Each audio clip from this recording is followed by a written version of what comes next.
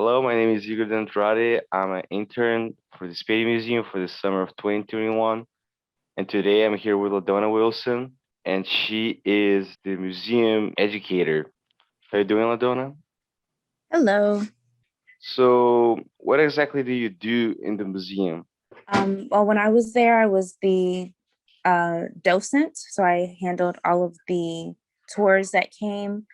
I also was responsible for doing some administrative assistant work.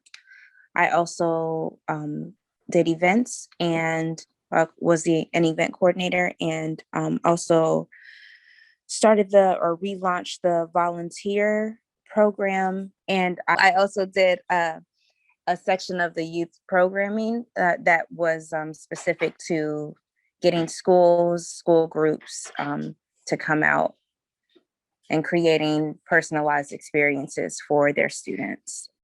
Okay, and what is the degree that you study to be in the position that you are right now? And which degree would you recommend to someone who wants to be where you're at? I went to school for fashion marketing.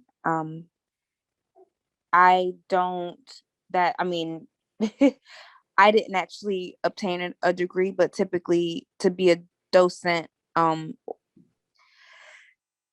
hospitality and tourism is a good degree to have. Art history, if you're doing just a history museum, that specific history, yeah, those are what I would recommend, I guess. And what is the approximate pay range for the position of a docent? For a docent, it's anywhere from 20 to 30,000 a year, depends on the size of the museum. It is typically considered a part-time position if a museum has a full-time docent. Um, it's usually because it's a larger museum, and it's usually um, that's usually on the higher pay range, higher pay scale. But typically, museums have more than one docent, and they're all part-time. And how much of what you know about how to perform your job you learned after you got hired? I did not know the history of Delray Beach at all before my experience with the Spady Museum.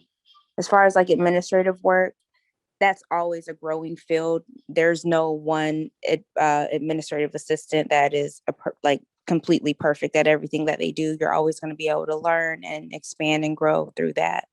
Um, and then with events, I have done events before, but I had never been fully responsible for events. And so it gave me the opportunity to kind of learn more about from beginning to end what goes into putting on an event.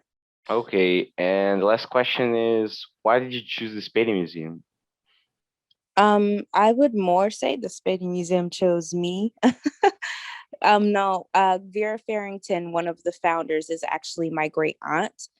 And this is a side of my heritage or family that I did not know growing up. And I wanted to and needed to connect with them. And I thought it would just be a great opportunity to kind of learn about my history and attachment to Professor Spady and the history of Del Rey, and to get closer with my family. And like that's kind of how it started. And then it just kind of expanded into much more. So this was LaDonna Wilson, Museum Doser of the Spady Museum.